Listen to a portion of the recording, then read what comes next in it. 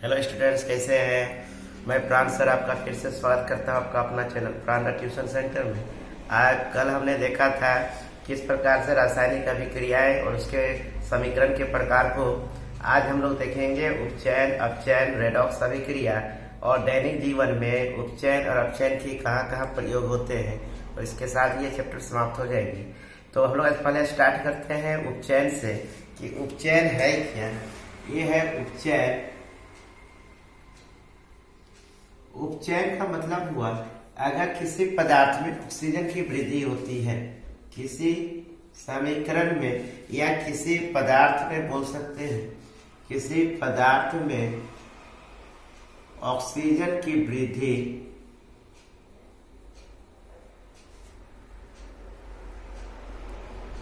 उपचयन कहलाता है। उपचयन कहलाता है। किसी पदार्थ में ऑक्सीजन की वृद्धि उपचयन कहलाता है। जैसे देखते हैं C+O2 में यहाँ पे कार्बन अलग है, ऑक्सीजन अलग है, तो यहाँ पे बोल रहा है कि वृद्धि किसकी, ऑक्सीजन की। तो ऑक्सीजन का कार्बन के साथ यहाँ पे अटैचमेंट हो जाएगा, साथ में दोनों जुड़ जाएगा, तो ऑक्सीजन की वृद्धि हो गई कार्बन के साथ। तो हम लोग बोलेंगे इसमें कार्बन की वृद्धि हो गई। कॉपर के साथ अगर हम लोग ऑक्सीजन को देख रहे हैं तो यहाँ पे भी कॉपर में देख रहे हैं 2CuO। इस केस में भी देख रहे हैं कि ऑक्सीजन की क्या वृद्धि हो रही है। तो इस पदार्थ में जो ऑक्सीजन की वृद्धि हो रही है इसी को बोलेंगे उपचयन। नेक्स्ट है अपचयन। ठीक इसका अपोजिट हो जाएगा, उल्टा हो जाएगा। यहाँ पे वृद्धि हुई है तो किसी पदार्थ में ऑक्सीजन का ह्रास, मतलब यहाँ पे कमी होगा, ह्रास या कमी होना अपचयन कहलाता है। अपचयन कहलाता है, यानी उसका कमी होगा इसमें, तो इसमें हो जाएगा कमी होने से। जैसे यहाँ पे CuO है प्लस H2 को करेंगे, यहाँ पे इसको हीट करेंगे, तो हीट करने से क्या होगा, CuH2 Cu बन जाएगा, यहाँ से अलग हो जाएगा, इसमें इसका कमी हो गया। CuO था तो Cu में ऑक्सीजन का कमी हुआ और ये H2O इसके साथ आके मिल गया, मतलब यहाँ से कॉपर में ऑक्सीजन का क्या हो गया, ह्रास हो गया, कम हो गया। तो इसको हम लोग बोलेंगे कि कॉपर में ऑक्सीजन का ह्रास होना अपचयन अभिक्रिया को दर्शाता है। कि अब इसमें सबसे ज्यादा इंपॉर्टेंट पूछता है कि रेडॉक्स अभिक्रिया क्या है। तो रेडॉक्स अभिक्रिया वो होगा जिसमें उपचयन और अपचयन अभिक्रिया दोनों को हम लोग साथ साथ देखेंगे, तो उसको बोलते हैं रेडॉक्स अभिक्रिया। तो नेक्स्ट देखेंगे रेडॉक्स अभिक्रिया में, रेडॉक्स अभिक्रिया हुआ जिसमें दोनों रेडॉक्स, अक्सर एग्जाम में पूछा जाता है कि रेडॉक्स अभिक्रिया क्या है।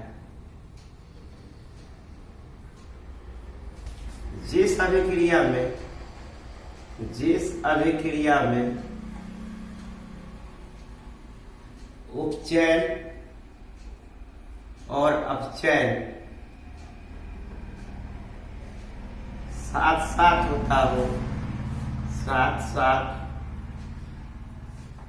होता हो उससे रेडॉक्स अभिक्रिया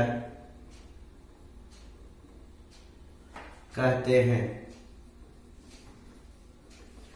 मतलब एक ही अभिक्रिया में उपचयन भी होता हो और अपचयन भी होता हो तो उसको बोलेंगे हम लोग रेडॉक्स अभिक्रिया।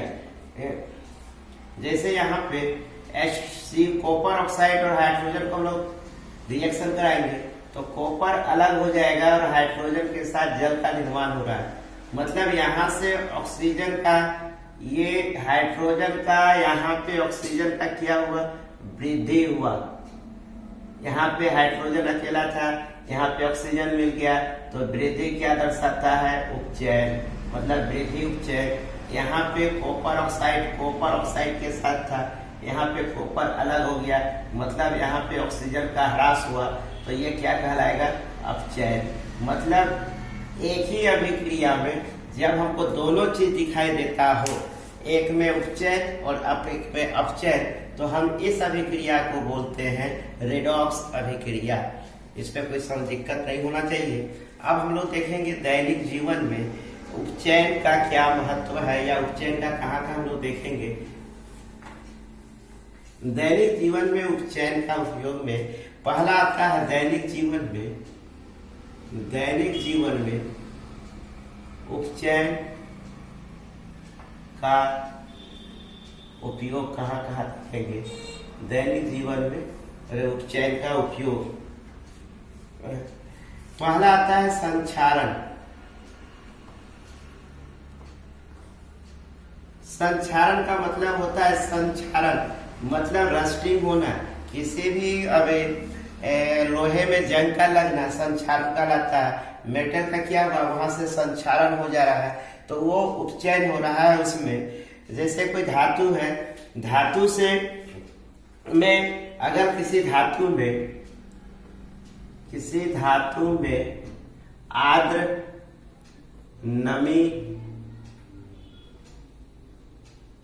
नमी एक ही बात हो गई, आर्द्र है या नमी है, अम्ल आदि के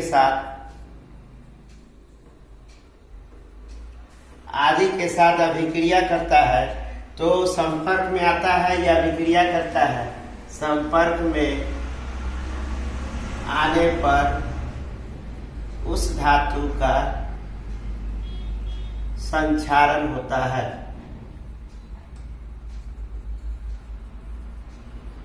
जैसे लोहे का जंग लगना, जैसे लोहे का कोई वस्तु होता है, इस लोहे के वस्तु में अगर इसमें नमी आ जाए या फिर आर्द्रता आ जाए या छोटी छोटी कुछ भी नमी होती है, जैसे पानी का कण हो गया या बरसात के दिनों में, तो धीरे धीरे ये लोहे में क्या होता है, ऊपर की परत में जंग लगने लगता है और धीरे धीरे इसकी पपड़ी टाइप से उठने लगती है, जिससे इस लोहे का जो धातु था धीरे धीरे इसमें संक्षारण होने लगता है, मतलब ये धीरे धीरे खत्म होने लगता है समय के साथ साथ। तो इसमें उपचयन का ही एक उपयोग में इसको कहलाता है। दूसरा हो जाता है इसमें कि अगर हम लोग देख रहे हैं इसमें चांदी के ऊपर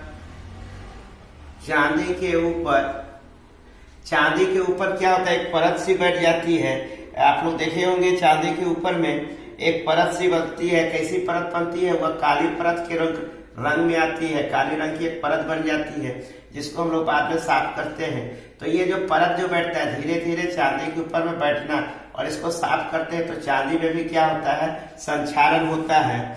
उसी प्रकार से हम लोग इसको साफ करने के उपाय में भी देख सकते हैं कि इसको बचाव कैसे किया जाता है, यानी संक्षारण से कैसे बचाया जा सके। अब लोहे को हम लोग क्या करेंगे, पेंट कर देंगे।